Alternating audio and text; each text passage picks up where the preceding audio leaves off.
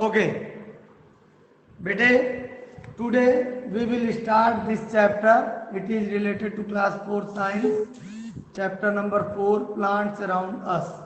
And what is the meaning of this chapter? हमारे आसपास चारों तरफ जो प्लांट्स हैं, अलग अलग जगहों पर अलग अलग तरह के प्लांट्स होते हैं.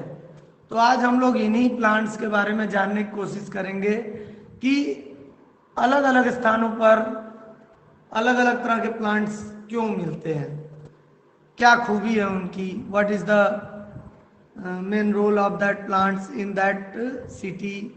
इस तरह की सारी बातों को हम लोग समझने की कोशिश करेंगे.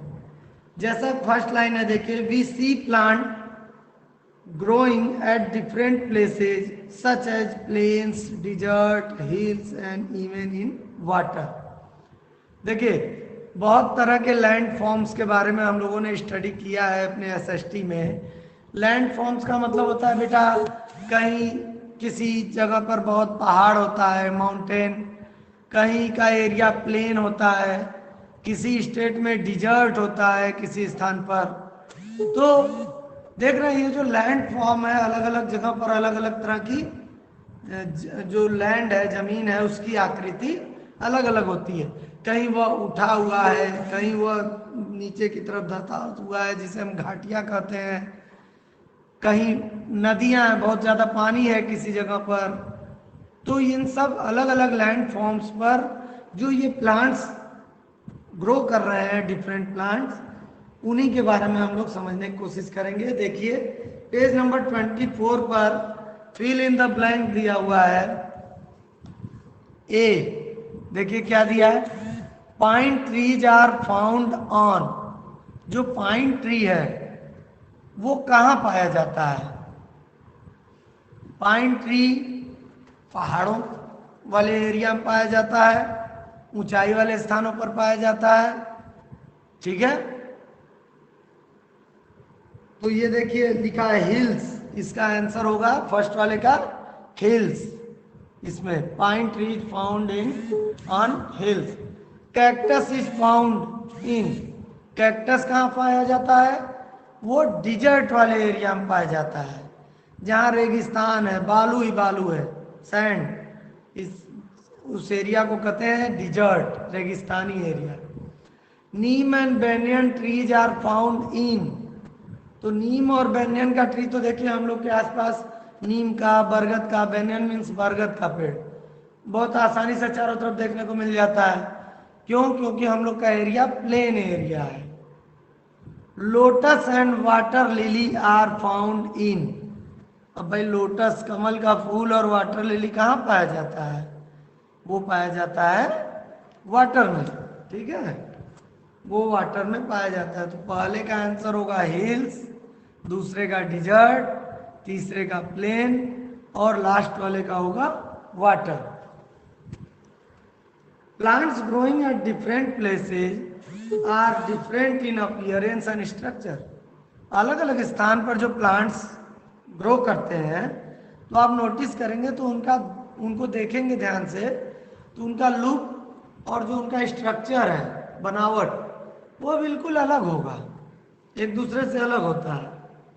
Let us find out how plants found at different places differ from one another. चलिए सीखने की कोशिश करते हैं कि आखिर ये प्लांट्स अलग अलग जगह के अलग अलग क्यों होते हैं. देखिए, फर्स्ट है terrestrial plants. Plants growing on land. जो टेरेस्ट्रियल प्लांट्स होते हैं बेटे ना, जो भी प्लांट्स लैंड पर, जमीन पर उगते हैं, ग्रो करते हैं, उनको हम लोग टेरेस्ट्रियल प्लांट्स कहते हैं. ठीक है, और ये टेरेस्ट्रियल प्लांट्स भी कई तरह के होते हैं. लेकिन उससे पहले आपको एक चीज़, एक वर्ड आ रहा है, डू यू नो में, हैबिटेट. हैबिटेट का मतलब होता है बेटा प्राकृतिक आवास. ठीक है, एक ऐसा स्थान जहाँ पर कोई भी एनिमल, कोई भी प्लांट रहने में बड़ा कंफर्टेबल फील करता है, उसे बड़ा आरामदायक जगह होती है, उसे वहाँ पर आसानी से खाना मिल जाता है, पानी मिल जाता है. तो इस तरह के स्थान को, इस तरह के प्राकृतिक आवास को, नेचुरल होम को हैबिटेट कहते हैं। ठीक है, देखिए डू यू नो में दिया हुआ है। अब टेरेस्ट्रियल प्लांट मैंने क्या बताया, ऐसे प्लांट जो कि हील्स पर ग्रो करते हैं। क्या आप लोगों को समझ में आ रहा है बेटा? Yes, Yes, sir. sir. Yes, sir. Yes, sir. ठीक है, ध्यान से ध्यान से सुनिए। सर सबकी वॉइस बहुत तेज आ रही है। तेज आ रही है। मैंने बेटा सबका मन म्यूट किया है, आप भी म्यूट कर लीजिए। ठीक है, चलिए ध्यान दीजिए। अब जैसे टेरेस्ट्रियल प्लांट्स का मतलब ये हुआ कि जमीन पर, लैंड पर जो भी प्लांट उगते हैं उनको हम लोग टेरेस्ट्रियल प्लांट कहते हैं। लेकिन भाई अगर माउंटेन की बात करें, हिल्स की बात करें, तो टेरेस्ट्रियल प्लांट्स भी कई तरह के होते हैं। देखिए कौन कौन से प्लांट्स ऑफ हिल्स, यानी पहाड़ों पर जो प्लांट्स उगते हैं, कौन कौन से हैं? पाइन, देवदार, केदार, स्प्रूस, फर, ये ऐसे प्लांट्स हैं जो कि हिल्स पर, पहाड़ों पर उगते हैं। और इन प्लांट्स की खासियत क्या है ना, आप कभी गए होंगे शिमला या मनाली या किसी और हिल स्टेशन पर, तो वहाँ आपने देखा होगा कि वहाँ के जो प्लांट्स हैं वो बहुत लंबे लंबे और सीधे होते हैं, और उनका जो शेप है वो कुछ इस तरह से कोनिकल शेप होता है। ऐसे नीचे से चौड़ा रहेगा, ऊपर जाते जाते ये जो है कॉनिकल होता जाएगा, नैरो होता जाता है। सर क्रिसमस ट्री की तरह ना? ट्री की तरह ना? बिल्कुल बेटा। और इन प्लांट्स की खासियत ये है कि अब इनका जो लीव्स है, वो भी जो पत्तियां हैं वो बिल्कुल नैरो और नीडल शेप्ड होती हैं, पतली पतली। क्यों? रीजन ये है कि भाई हिल्स पर बर्फ गिरती है, स्नोफॉल होता है, तो जब स्नोफॉल होगा तो वहाँ पर पत्तियों पर जब बर्फ पड़ेगी तो ठंड की वजह से वो लीव्स खराब हो सकती हैं। लेकिन उनका शेप ऐसा होता है, कोनिकल होता है, नीडल शेप्ड होता है, ताकि उसके ऊपर जैसे ही स्नोफॉल हो, बर्फ गिरे, तो वो बर्फ स्लाइड करके, स्लिप करके नीचे गिर जाए। तो इससे क्या होता है, उन प्लांट्स की लीव्स अच्छी बनी रहती हैं और फोटोसिंथेसिस का प्रोसेस ठीक तरह से होता रहता है। ठीक है सर उसी देखिए तरह लिखा है कश्मीर के हट भी होते हैं। हर्ट भी होते हैं। जी जी।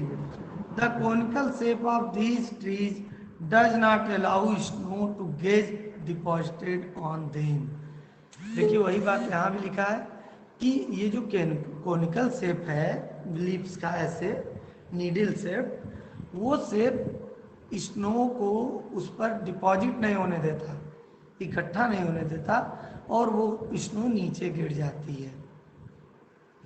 दूसरा है टेरेस्ट्रियल प्लांट में प्लांट्स ऑफ प्लेन। प्लेन में जो प्लांट्स ग्रो करते हैं, प्लेन एरिया में, हम लोग जिस एरिया में रहते हैं, ठीक है, तो प्लेन एरिया में प्लांट्स ग्रो करते हैं कौन कौन से?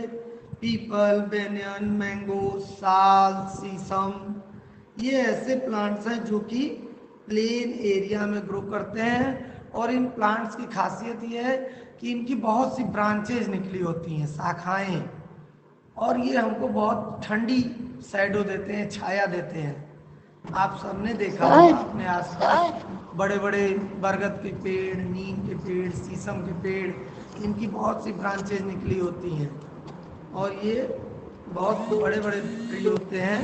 इनकी शैडो में हम लोग आराम करते हैं, कोई वर्क करते हैं। सर मैं आई आस्क अ क्वेश्चन? हाँ बेटा पूछिए। सर शाल का ट्री कैसा होता है? कैसा होता है? बेटा साल का ट्री भी बिल्कुल इन्हीं ट्रीज की तरह होता है, उसमें भी बहुत सी ब्रांचेज होती हैं। ठीक है, जनरली सर उससे भी कुछ मिलता होगा ना? कुछ मिलता होगा ना? क्या बेटे? सर उससे भी कुछ मिलता होगा? कुछ मिलता होगा। बिल्कुल, जैसे अब शीशम ट्री है तो शीशम ट्री से कोई फ्रूट तो मिलता नहीं है बेटे, लेकिन छाया मिलती है, उससे वुड Yes, sir. मिलता है। तो इसी तरह वुड ही ट्री है साल भी। ठीक है, ओके सर, थैंक यू। अगला थैंक यू। टेरेस्ट्रियल प्लांट में देखिए तीसरा है plants of hot and wet region. Hot and wet region का मतलब होता है ना बेटा, जैसे इस समय देखिए बारिश का मौसम है, तो इस समय की गर्मी में बहुत मॉइस्चर होता है, पसीना हम लोग को होता है लेकिन शरीर सूखता नहीं है। इस समय की गर्मी हम लोगों को अच्छी नहीं लगती है, ठीक है। नमी देती तो है। कुछ हाँ, नमी वाली गर्मी। कुछ ऐसे स्टेट हैं जहाँ पर इस तरह का मौसम होता है, हॉट एंड वेट रीजन होता है, गर्मी भी होती है और नमी भी रहती है। जैसे केरला में और समुद्र के किनारे जो जो स्टेट हैं, आप देख ही रहे हैं, केरला, तमिलनाडु, ये सब state hot and wet region में आते हैं। तो वहां पर क्या होता है ना, टीक, रबर, कोकोनट, इस तरह के प्लांट पाए जाते हैं। और इन प्लांट्स को ना क्या कहते हैं कि इसमें लीव्स बहुत ज़्यादा होती हैं, पत्तियां बहुत ज़्यादा होती हैं। और ये प्लांट्स एक पार्टिकुलर टाइम पर अपनी लीव्स को क्या करती हैं, शेड कर देती हैं। शेड का मतलब गिरा देती हैं, ठीक है, और फिर उसमें नई लीव्स आती हैं। Hence they are called evergreen trees. इसी वजह से इनको एवरग्रीन ट्रीज यानी सदाबहार पेड़ कहते हैं, क्योंकि इनकी पत्तियां जब एक पर्टिकुलर समय होता है, इतने समय के बाद वो धीरे धीरे उन लीव्स को सेट करने लगती है, गिराने लगती हैं, और उन लीव्स की जगह नई नई लीव्स उस ट्री में आने लगती है, ग्रो करने लगती है, जिसकी वजह से वो बिल्कुल सदाबहार रहती है, हमेशा ग्रीन रहती है। सर वो अपने आप से cotton, rice and banana also grow in hot and wet region. ये सब प्लांट जो पेपर, जो मसाला है, पेपर आप जानते हैं, काली मिर्च, कॉटन, राइस और बनाना, ये सब जो है हॉट एंड वेट रीजन में पैदा होते हैं। अब जैसे राइस को हम लोग के यहाँ भी प्रोड्यूस किया जाता है, लेकिन आप नोटिस कीजिए कि उसका मौसम क्या होता है। इस समय देखिए, इस समय चल रही है इसकी बुआई राइस की।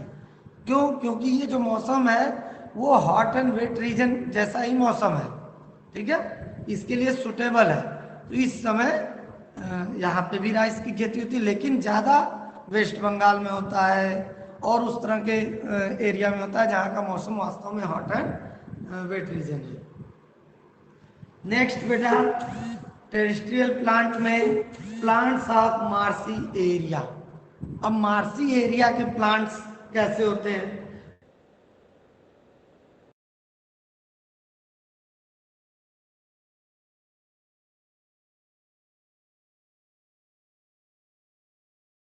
आपको बेटे आप लोग लाइन पे बने रहिए, हमें लग रहा है कुछ बच्चे अभी ज्वाइन करने के लिए, अप्रूव करने के लिए बोल रहे हैं, मैं उन्हें अप्रूव कर दूं जरा।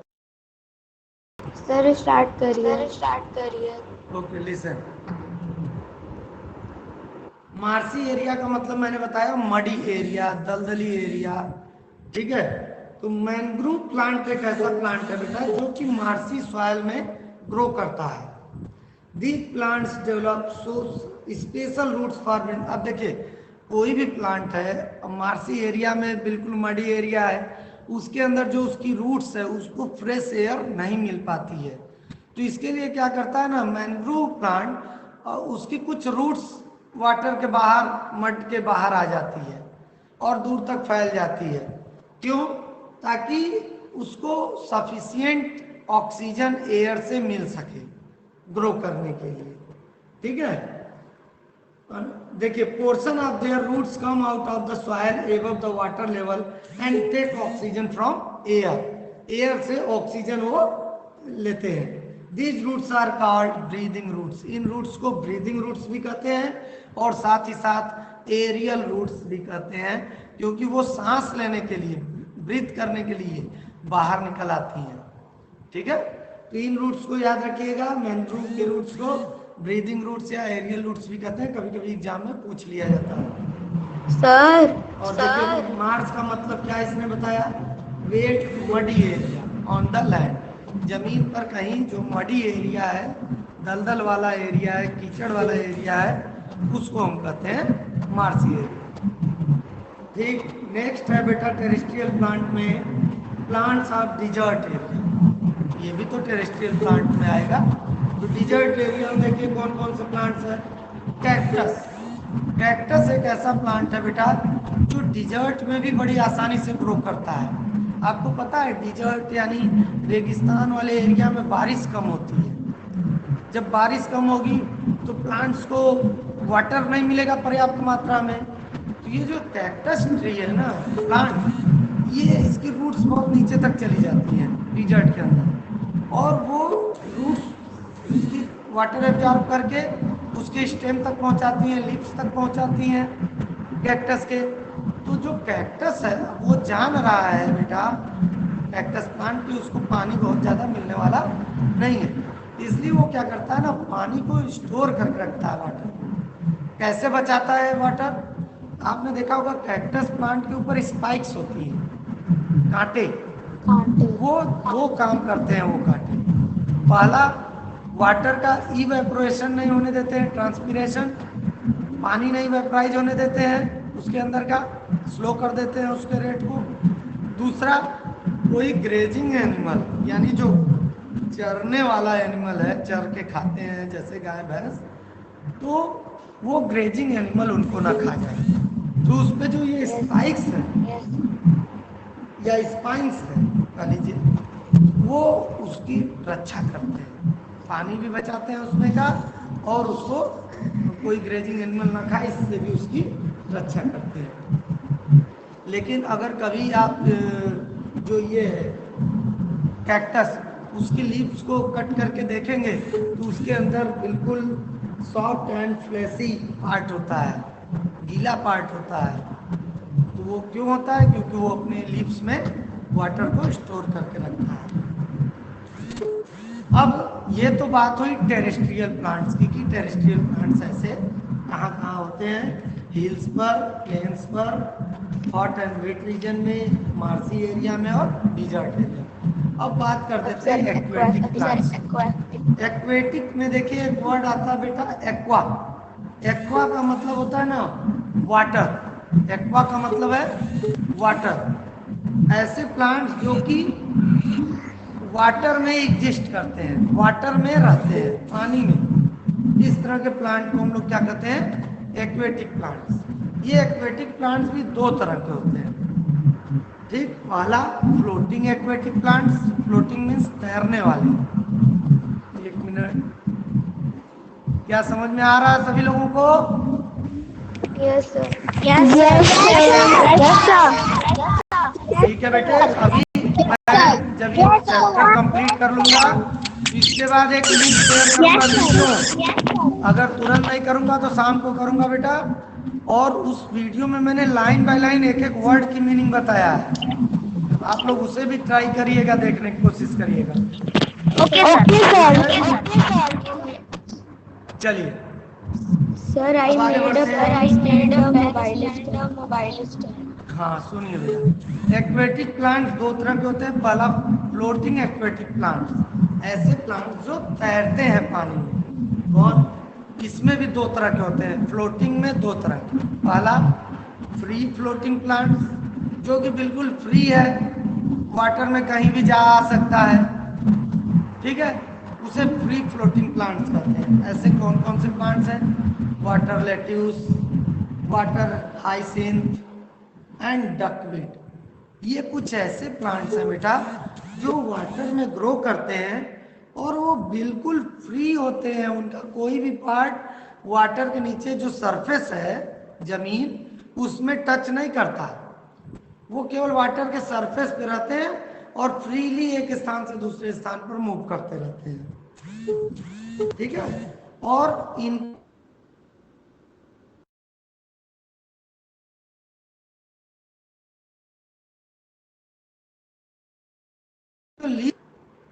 कैविटी होती है, उसके अंदर गैप होता है, खोखलापन, जिसमें एयर भरी रहती है। इसी वजह से वो प्लांट्स डूबते नहीं है पानी में।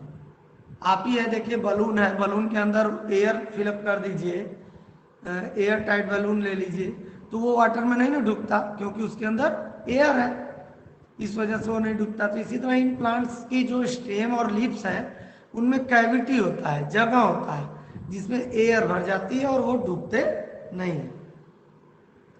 ये कैविटी की वजह से बहुत लाइटर हो जाते हैं, ठीक है, और पानी पर तैरते हैं। फ्री फ्लोटिंग एक्वेटिक प्लांट्स में एक होता है fixed aquatic plant.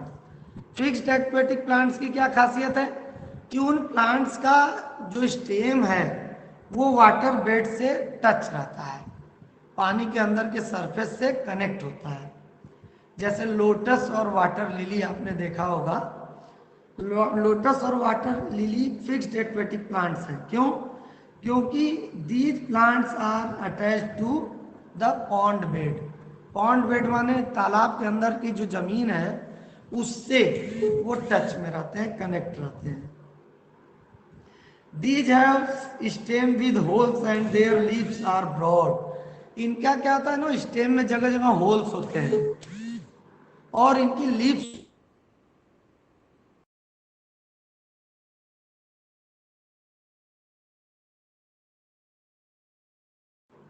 Commonly known as कमल ककरी। जो लोटस से कमल ककरी कहते हैं। ये कमल ककरी क्या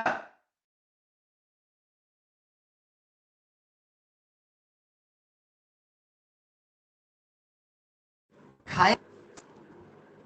अगला देखिए एक्वेटिक प्लांट्स में सेकेंड वाला। फर्स्ट था फ्लोटिंग एक्वेटिक प्लांट्स, जिसमें हम लोग दो तरह की चीजें पढ़े, फ्री फ्लोटिंग फ्लोटिंग प्लांट्स और फिक्स्ड एक्वेटिक प्लांट्स। अब देखिए बात आती है दूसरी, अंडर वाटर प्लांट्स। कुछ प्लांट्स ऐसे भी हैं जो पानी के अंदर ग्रो करते हैं, जिन्हें हम कहते हैं हाइड्रीला। हाइड्रीला एक ऐसा प्लांट है जो कि वाटर के अंदर ग्रो करता है और इसकी जो शेप होती है वो बिल्कुल पॉइंटेड और शार्प होती है। ठीक है, ये प्लांट एक ऐसा प्लांट है जो कि वाटर के अंदर ग्रो करता है। अच्छा बेटा, कुछ और भी प्लांट्स हैं जो वाटर के अंदर ग्रो करते हैं, उनका नाम हमें ढूंढना पड़ेगा। ये आपका होमवर्क रहेगा कि आप नेट पर गूगल में सर्च करेंगे कि अंडर वाटर प्लांट्स और कौन कौन से होते हैं। ठीक है, अब बात करते हैं कि इन अंडर वाटर प्लांट से फायदा क्या है। तो देखिए डू यू नो में दिया है। बेटे आपको मालूम है कि वाटर के अंदर बहुत से एक्वेटिक एनिमल्स रहते हैं, उनको भी सांस लेने की जरूरत पड़ती है, वो भी ब्रीदिंग करते हैं और ब्रीदिंग करते होंगे तो उनको भी ऑक्सीजन की जरूरत होगी।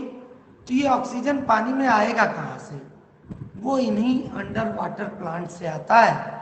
ये अंडर वाटर प्लांट जब वाटर के अंदर की CO2 यानी कार्बन डाइऑक्साइड गैस को एक्सेप्ट करके वो फोटोसिंथेसिस प्रोसेस करते हैं और ऑक्सीजन रिलीज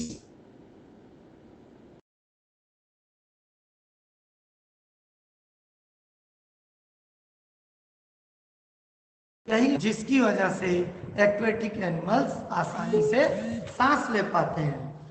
ठीक, अब देखिए बात करते हैं, अगला टॉपिक हमारा है cultivation of plants. Cultivation of plants का मतलब होता है ना बेटा, प्लांट्स की खेती करना कह लीजिए। ठीक है, कल्टीवेशन में कई प्रोसेस आते हैं, उनकी बात हम लोग करेंगे। तो खेती करना, पौधों की, प्लांट्स की खेती करना। देखिए इसमें एक स्टोरी दिया हुआ है। One day Mona visited a village, she saw some farmers uprooting small plants from their fields। Mona गांव गई और गांव में वो एक दिन टहल रही थी तो उसने देखा कि खेत में, फील्ड में जो फार्मर्स है, किसान है, वो छोटे छोटे कुछ प्लांट्स को अपरूट कर रहे हैं, बड़े प्लांट्स के बीच में छोटे छोटे प्लांट्स को। तो she asked her father why were they doing so, कि ये लोग ऐसा क्यों कर रहे हैं पापा। तो उसके पापा ने बताया कि बेटे कुछ प्लांट्स जैसे शुगर कैन, मेज, वीट और राइस। शुगर कैन मीन्स आप जानते हैं गन्ना, जिसे हिंदी में कहते हैं, मेज मीन्स मक्का, राइस मीन्स चावल का पेड़, धान। ठीक है, वीट गेहूं। तो इनके प्लांट्स जो होते हैं इनमें कुछ क्या था, are grown in this way by the farmer. जब इन प्लांट्स को लगाया जाता है और ये ग्रो करने लगते हैं तो क्या होता है कि इनमें कुछ अनडिजायरेबल प्लांट्स, छोटे छोटे अनडिजायरेबल, जिसको किसान ग्रो नहीं करना चाहते, वो प्लांट्स भी उसमें ग्रो करने लगते हैं। क्यों? क्योंकि भाई नहरों से पानी जब दिया जाता है, फील्ड में इरिगेशन किया जाता है, तो नहर का पानी कई जगह से होते हुए आता है, तो उसके थ्रू कुछ अदर सीड्स या प्लांट्स चले आते हैं फील्ड में, खेतों में। तो वो वहाँ ग्रो करने लगते हैं, ठीक है। और वो अनडिजायरेबल प्लांट्स क्यों होते हैं? क्योंकि भाई किसान जो भी फर्टिलाइजर उसमें स्प्रेड कर रहा है, छिड़क रहा है, तो वो जो छोटे छोटे प्लांट्स हैं वो भी तो उस फर्टिलाइजर को यूटिलाइज करेंगे। और राइस, व्हीट, मेज के प्लांट्स को कम मिलेगा फर्टिलाइजर, तो फसल अच्छी नहीं होगी। इसीलिए वो क्या करते हैं, इन अनडिजायरेबल प्लांट्स को अपरूट करके फेंक देते हैं। इनको कहते हैं वीड्स। इन अनडिजायरेबल प्लांट्स को वीड्स कहते हैं। तो इससे फायदा क्या हुआ देखिए, जब उसे वो अपरूट कर दिए, उखाड़ के फेंक दिए, तो जो यूरिया, जो फर्टिलाइजर ये प्लांट्स यूज करते हैं, अब वो नहीं करेंगे क्योंकि उनको तो हमने अपरूट कर दिया। अब इसको कौन यूज करेगा? हमारा मेन प्लांट, व्हीट का, राइस का, मेज का, शुगर केन का। ठीक है बेटे। खेती कैसे स्टार्ट करते हैं? सबसे पहले तो भाई क्या करते हैं किसान कि वो फील्ड में बीज बोते हैं। देखिए दिया, they first prepare their field to sow the seeds. बीज को सो माने बुआई करना। बोने के लिए पहले उसको खेत तैयार करना पड़ता है, फील्ड। उसके लिए वो क्या करेंगे? प्लॉइंग करेंगे। देखिए दिया हुआ, वो they first dig the soil, loosen it and make it soft. जुताई करते हैं ताकि जो मिट्टी है वो छोटे छोटे टुकड़ों में बढ़ जाए, सॉफ्ट हो जाए, उसके अंदर एयर मिक्स हो जाए। ठीक है, इस प्रोसेस को प्लॉइंग कहते हैं। Ploughing is done by using the plough which is an iron structure. आप सबने प्लॉ देखा होगा, हल देखा होगा अपने गांव में अगर आप गए होंगे तो। आजकल तो ट्रैक्टर से ही जुताई हो जा रही है। पहले लोग जो बैल होते थे उनके थ्रू वो जुताई करते थे। These days plowing is done with the help of tractors. Plowing is followed by sprinkling of seeds.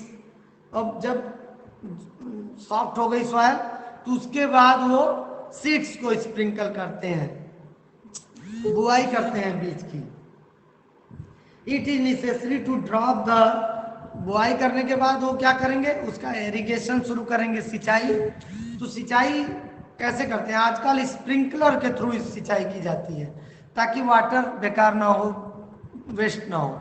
जगह जगह स्प्रिंकलर, जैसे हमारी पिचकारी होती है ना होली में, तो उसी तरह के कुछ स्प्रिंकलर यानी फव्वारे वाली मशीनें लगा दी जाती हैं और वो मशीनें दूर दूर तक वाटर को स्प्रेड करती हैं, स्प्रिंकल करती हैं, जिससे सीड्स को पानी मिलता है।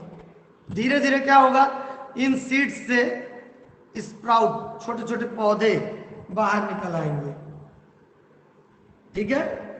The seeds of weeds are brought to the field by birds and other animals. अब क्वेश्चन ये उठ रहा होगा, मैंने जैसे बताया जो अनडिजायरेबल प्लांट्स होते हैं उनको हम वीड्स कहते हैं। तो ये वीड्स आए कहाँ से? कुछ तो नहर के पानी से आ गए इरिगेशन के दौरान, और कुछ बर्ड्स और इंसेक्ट्स के थ्रू भी जो है फील्ड में आते हैं, खेतों में आते हैं, एनिमल्स के through. Weeds are removed so that they do not consume water and fertilizer meant for the main crop. जब हम वीड्स को अपरूट कर देते हैं तो इससे फायदा ये होता है कि जो मिनरल और फर्टिलाइजर और अदर थिंग्स हम लोग वाटर दे रहे हैं अपने मेन प्लांट को, तो वो मेन प्लांट ही यूज करेगा, वीड्स नहीं यूज करेगा। The cultivated plants grow and give us the desired products. अब इससे फायदा क्या होगा? जो खेती हमने किया वो बड़े होंगे तो हमको फसल देंगे, क्रॉप्स देंगे, और उस क्रॉप को हम बेचकर पैसा मिलेगा, उससे अपने ज़रूरत की चीज़ें किसान बाई करते हैं। ठीक है बेटा, तो उम्मीद है आप लोगों को बात। Sir, I have one question. Yes. Sir, my name is Samriddhi. सभी लोग शांत रहेंगे, जो एक स्टूडेंट पूछ रहा है उसे पूछने दीजिए। Only one student is asking. Yes. Sir, my name is Samriddhi. I have one question. Yes बेटे। सर 18 से हमारा एग्जाम है और 18 को सर संडे